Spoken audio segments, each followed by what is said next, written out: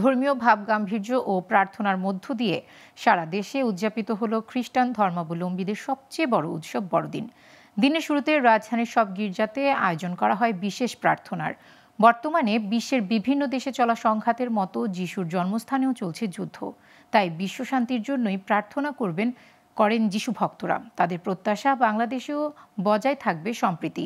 আগামী বছর হবে আনন্দ ও ভ্রাতৃত্ববোধের। এদিকে রাজধানীর বিভিন্ন 5 তারকা হোটেলে দিনব্যাপী বিশেষ আয়োজন করা হয়। বিস্তারিত জানাচ্ছেন আঞ্জাম খালেক। প্রতি বছরের মতো এবারও রাজধানীর বিভিন্ন গির্জায় বড়দিনের আনুষ্ঠানিকতা শুরু হয় খ্রিস্ট ধর্মযাজকের বাইবেল পাঠ আর প্রার্থনার মধ্য দিয়ে। যিশুর অনুসারীরা মনে করেন বিশ্বে প্রভু যিশুর আগমন হয় মানুষকে পাপ থেকে মুক্ত করে স্বর্গের দুয়ারে পৌঁছে দিতে। যিশুর জন্ম সময়ের প্রতীক কুঁড়েঘরে শ্রদ্ধা জানিয়ে প্রার্থনা করেন ধর্মযাজকরা। তার কথাই উঠে আসে যিশুর বন্দনা ও মানবজাতির কল্যাণের কথা।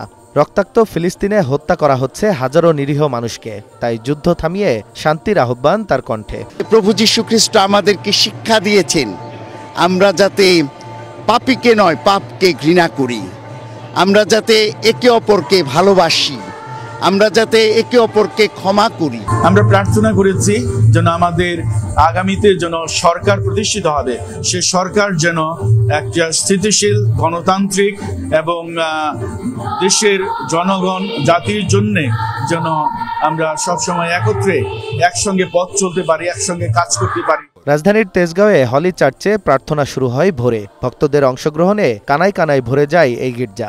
যিশু বন্দনা, সঙ্গীত, পবিত্র বাণী পাঠ আর প্রার্থনায় হয়ে ওঠে মুখর। সবাই জানান শান্তির জন্য প্রার্থনার কথা। ইউজুয়ালি সবসময় গ্রামে যাওয়া হয়, এই বছর আমার এক্সামের কারণে আমার যাওয়া হয়নি, মাম্মির সাথে একা পালন করছি।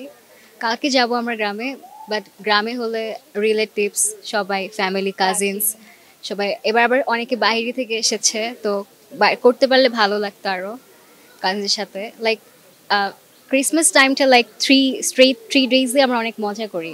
আমাদের খাবার খাবো, সবার সাথে মিলেমিশে ঘুরতে যাব এবং সবার জন্য মঙ্গলের প্রার্থনা করব। খুব মজা করি, সবাই রিলেটিভস, ফ্যামিলি মেম্বার্স। চার্চে গেলেও সবাই পরিচিত অনেকে থাকে, মজা হয়, সবার সাথে গেট টুগেদার হয়। আজকের দিনটা উদযাপন করছি ফ্যামিলির সাথে, সুন্দর একটা সময় স্পেন্ড করার চেষ্টা করতেছি। আজকে আসলে পরিবারের সাথে সুন্দর একটা সময় কাটাচ্ছি, সবাইকে একসাথে নিয়ে।